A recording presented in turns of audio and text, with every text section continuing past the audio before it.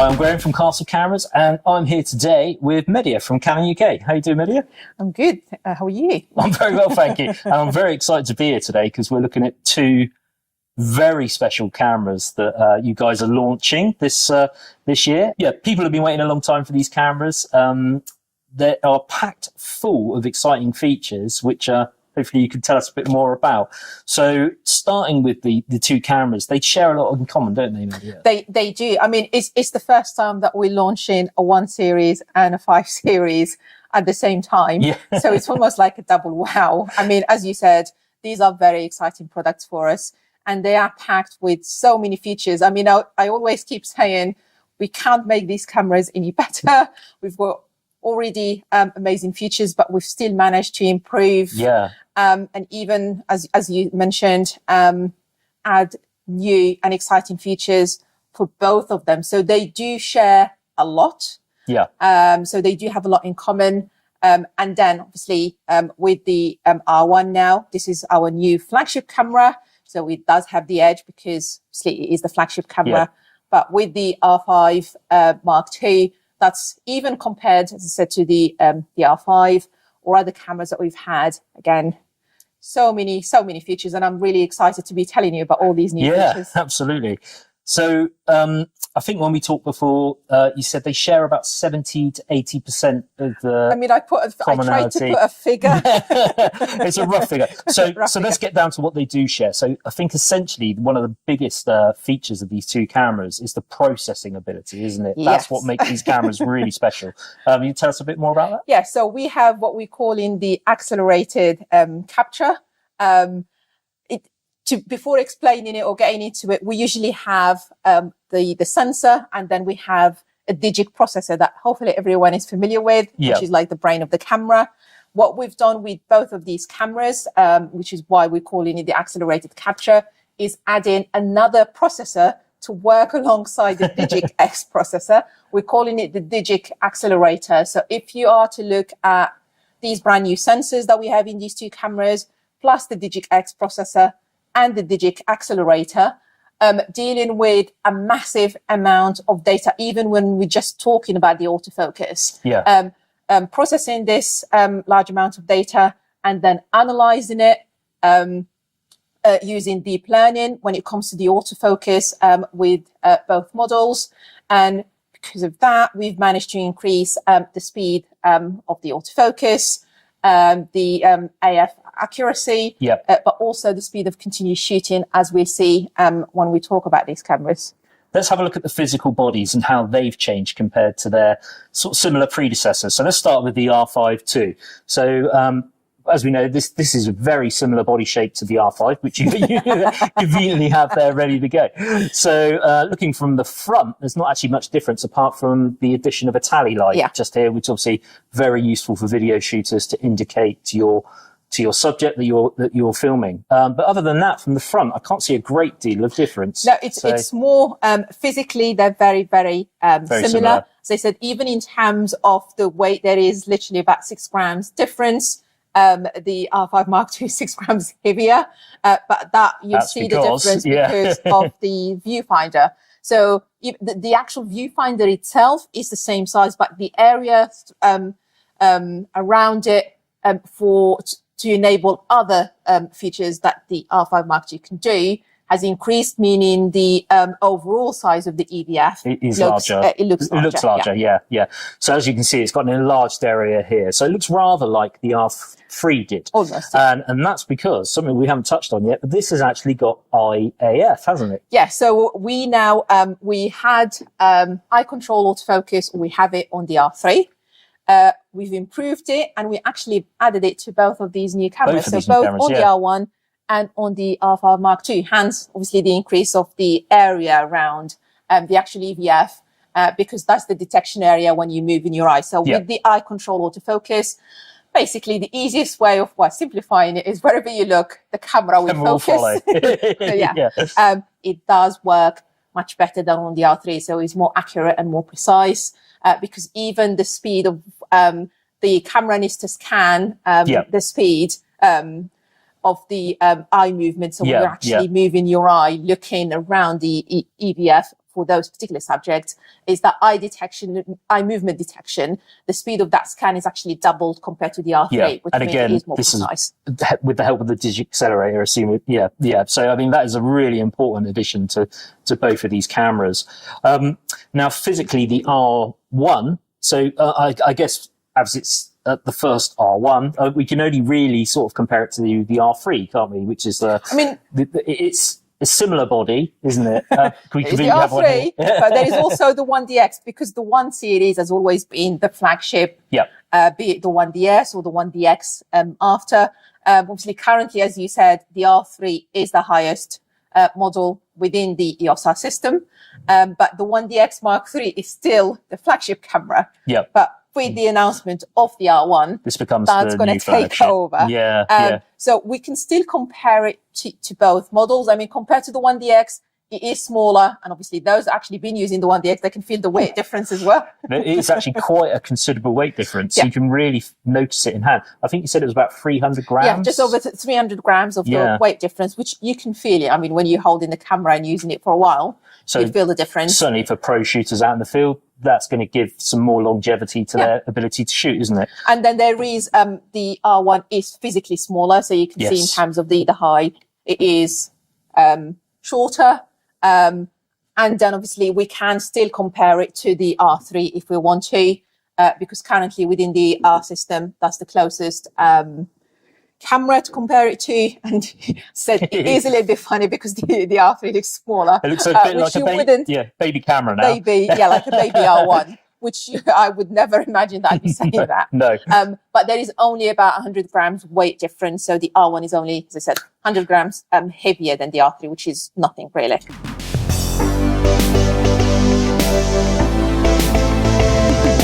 Should we get into the nitty gritty of what makes the R1 the R1? What makes it special? What makes it top of the tree? So what new features does the R1 have above and beyond anything else that we've seen from Canon? I guess the biggest thing to talk about is this viewfinder, isn't it, to begin with anyway? Yes, I mean, we can talk about the EVF. I mean, you were already amazed and surprised at the high resolution of the EVF. So I think you said it was over the 9 million.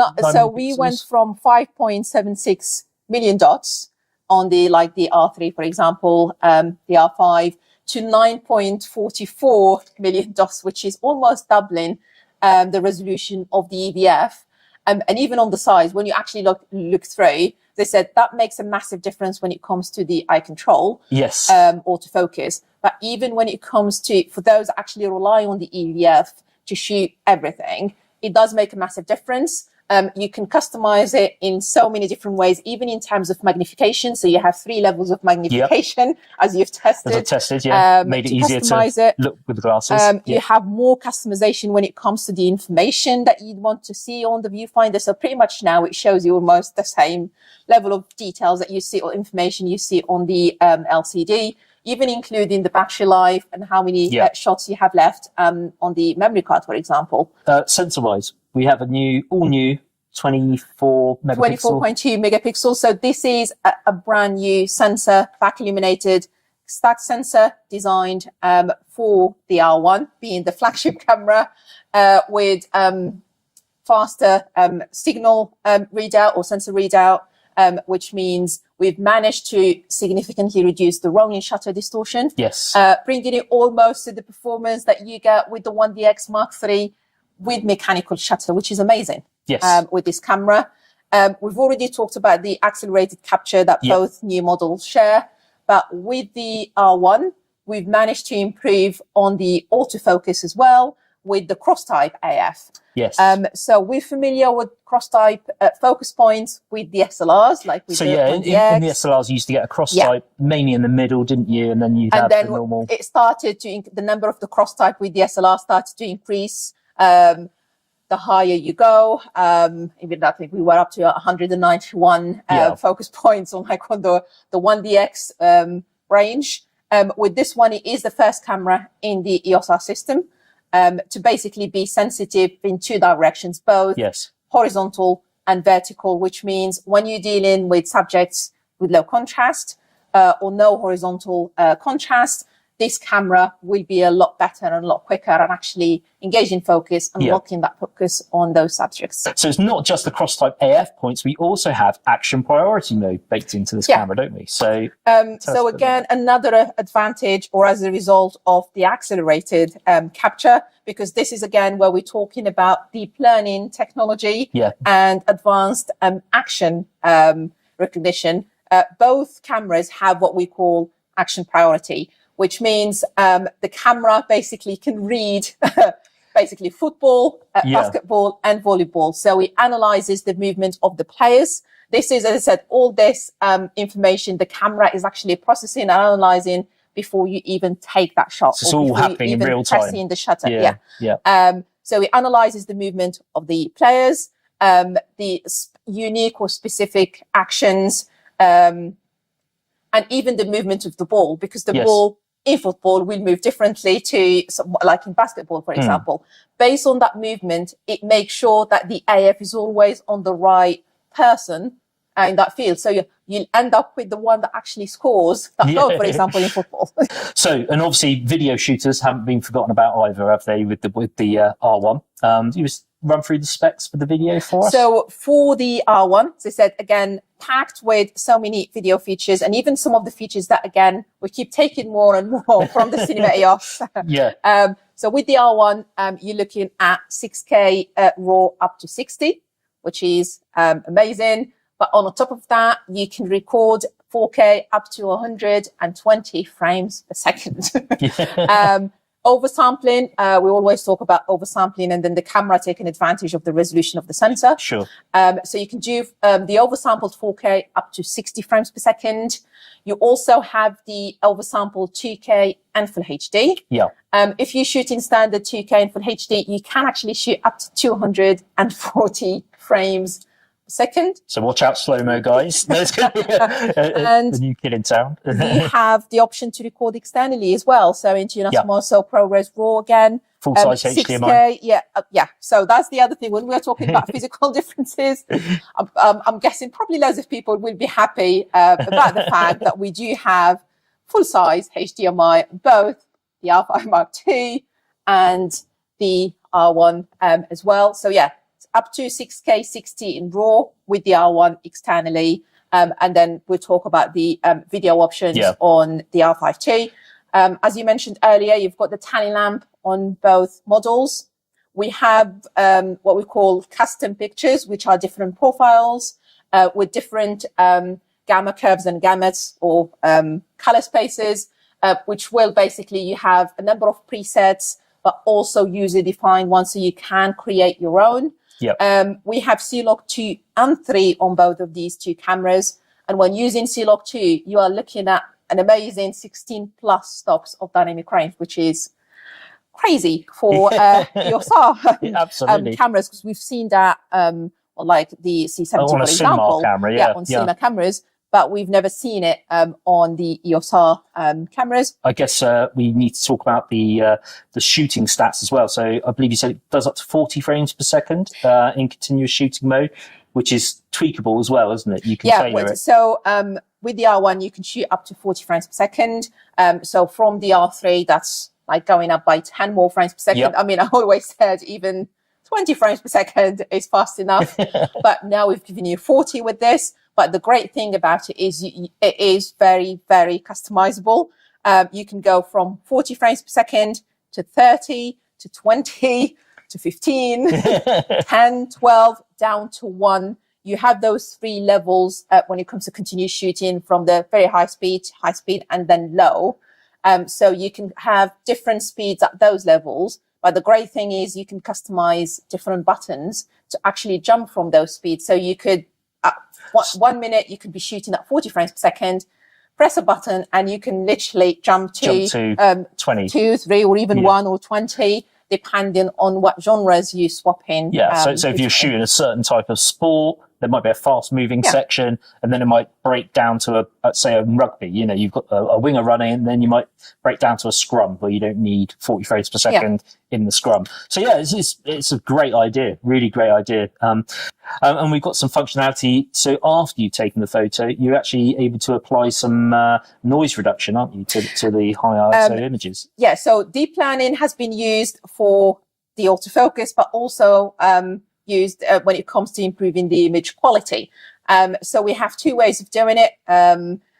We have the deep learning image upscaling, which means you're doubling the resolution in both horizontal and vertical direction. So you'll end up with 4 times the pixel count. With the R1, you basically means you're ending up with 96 megapixels. Wow. Without compromising on the resolution of the original image. Yes. You also have what we call neural network noise reduction. So that's currently you use the software on a computer to do it. Well, now you can actually do it on camera, again, on both cameras, while processing the raw image, and you can reduce the noise by up to 2 stops. That's quite an incredible, baked in feature there. Yeah. Really helps, again, sports photographers that need to get that image straight to the press desk. Yeah. And quickly do an edit in camera and send it off. And there are some other features as well we haven't touched on yet. So there's actually a dual recording mode. So as you're videoing, I believe you can grab stills, but without interrupting the video as it's being taken. That is the thing. So, while you're in the video mode, again, with the R1 and even applicable to the R5 Mark II, you can set it up or enable the dual shooting, meaning you're shooting video and you can take stills at the same time without interrupting or stopping that video recording, which is a first for us, for an EOS camera. So you can record full HD up to 60 with the R1 and still record still around 18 megapixels. Which is plenty, And still do continue shooting as well. So you're looking at about 10 frames per second. Yeah. You imagine you've got the 10 frames per second. Plus your video. Plus your video. You can do that from the camera by pressing the shutter button while in the video mode. You can also do that wirelessly with the Bluetooth remote, or also if you're using our Camera Connect app. Yeah. So I'm imagining a press photographer, say, videoing a press conference, they could grab a whole bunch of stills that would be on the front page of the paper, and they could submit the video to the news channel. Yeah, really, really good idea. Very good idea. You've also got registered person priority, so you can save, is it up to 10 faces? Up to 10 on camera. So with this, you can basically save up to 10 faces on camera and then prioritize them from 1 to 10. Very useful at events, sports, for example. On top of those 10 that you already have on camera, you can register 10 files, save them on a memory card with 10 faces in each of those files. So you're looking at 100 basically faces. And the great thing is you can actually mix the registered people priority or combine it with the action priority as well. So say you were videoing a football match and you had a star striker. You knew he was likely going to be the one to score. You can keep it tracked on his face the whole time. Yeah, that's a really great addition. But there is also pre-continuous shooting, which can be very, very useful in wildlife, for example, or when you're dealing with unpredictable subjects. I mean, it can actually be even in news, for example, where the camera can capture in the R1, as an example, up to 20 images before you fully press the shutter. The great thing is that can be a JPEG file, it can be a HEF file or RAW file. And they are saved individually. So this means you're never missing the action. Again, so it's not like you have to go through and pick one out. They're all there. Again, combining that with action priority again, you don't want to miss a goal. So as I said, this is a big one, I think, for both the R1, but also on the R5 as well. So again, those features are shared features between both of the cameras, aren't they? So this means that, the R1, incredible camera, very powerful, but a lot of those features have made their way into the R5 too as well.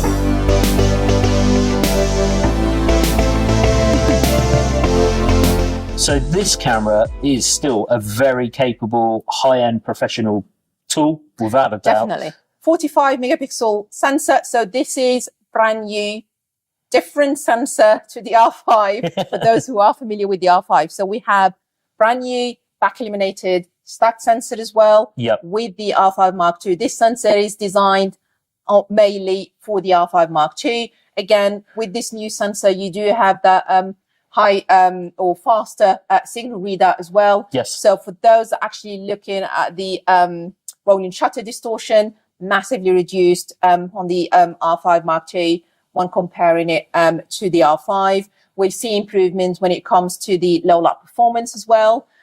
Getting that balance for those that actually want the high resolution, but you don't want to compromise too much on noise. Plus, obviously, something that we've mentioned already with the R1 is that neural network noise reduction. Yes. So again, that will make a difference with the R5 Mark II. The upscaling with deep learning, you actually end up with 180 megapixels when it comes to the pixel count with the R5 Mark II. That's a huge amount of resolution. So it's really there. If you want to use this, say you want to take billboard size photos, you could do that with this camera, but you could also go and shoot a sports event like you had an R1 in your hand almost. It's that, it's that versatile. Yeah, I mean, the R5 has always been the go-to because, yes, it's a very reliable camera, but it's about that hybrid functionality and that higher resolution. So for the R5 Mark II, for those that need that higher resolution on the still side, you've got that 45 megapixels. For those that need the higher resolution on the video, again, you've got 8K, 8K. Video, 8K, and you can shoot 8K RAW up to 60 by just relying on the battery on the camera. So even not worrying about having external power, which is amazing. Yeah, you can do it in camera. Video is a big part of this camera. Of course, the 5D2 was a massive breakthrough for videographers. It's really nice that tradition is carrying on through to this, to the R5 too. So with the 8K 60 internal, you've also got a little fan port on the bottom of the camera, which is a nifty new addition to go with this snazzy grip. Yeah, so part of the reason for the design is being able to use the cooling fan grip. So this is purely for the video shoot. So as you can see that you don't have any of the buttons for vertical shooting. So what you get is Ethernet, but mainly the cooling fan, which means it does give you the option to record for longer. So hopefully for those actually that need or want to do more video, mainly videography, or mainly video with the R5 Mark II, this will be a useful accessory, definitely to get. Not forgetting the new battery that we have with the R5 Mark II. So it does it's a brand new one, similar power itself to the existing LP6NH, but it does output more. You can still use current batteries in the new camera, LP6, but it basically you won't be able to record the 8K, as you would expect. And then some limitation when it comes to powering any of the accessories with the multifunction shoe.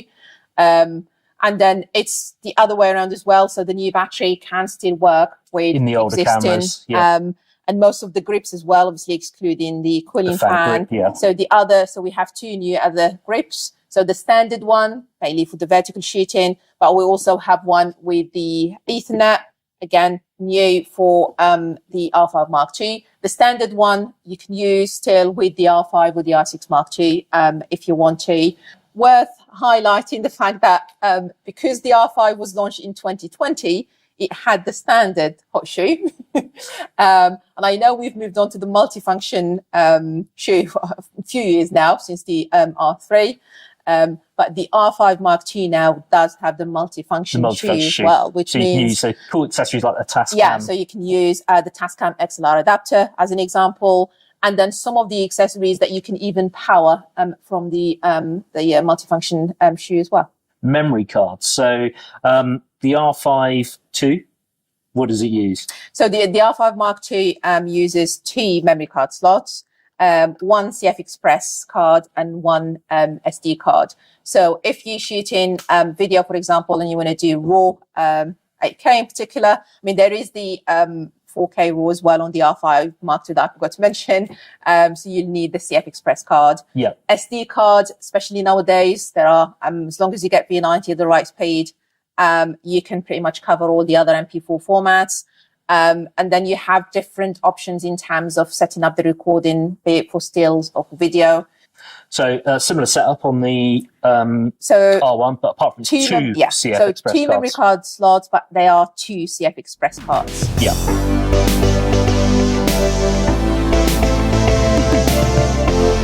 So R1, let's go through the headlights. So with the R1, we're looking at brand new back-illuminated stacked sensor, 24 megapixels, 40 frames per second, which is crazy.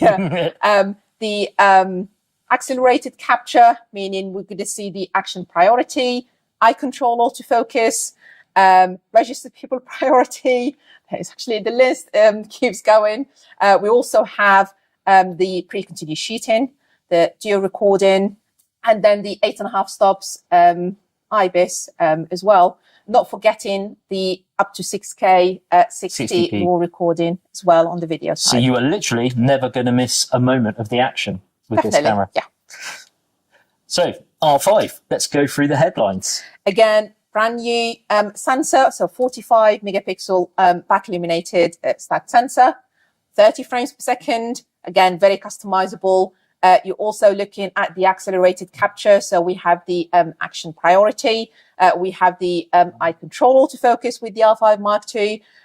We have dual shooting, the pre-continuous shooting. And on the video side, you're looking at up to 8K 60 in RAW. The tally lamp, as we saw on both cameras. And then again, the 8.5 stops in body image stabilization as well. So two very powerful cameras that I'm sure are going to be hugely popular. In terms of availability, Media, so obviously we're telling everyone about it today, but when will they actually be able to come to the shop and pick one up? So sales start for the R5. They're going to be earlier. So we're looking at August. At the moment, I'm pretty sure everyone will be busy with putting in their pre-order. Yeah, I was going to say, this is going to be this kind of product you absolutely are going to have to pre-order to get your hands on one. Sooner, I would say the sooner you order it, the sooner you get hold of it. Because sales start in August doesn't mean you will be able to get yours in August. There'll be a list. Make sure you order it the minute it's there. And then with the R1, you do have slightly more time. Because availability, we're looking at November. Well, thank you very much for your time today, Media. It's been fantastic looking at these two very exciting new cameras from Canon. Can't wait to see where we go from here. Thank you for having me, and I really hope...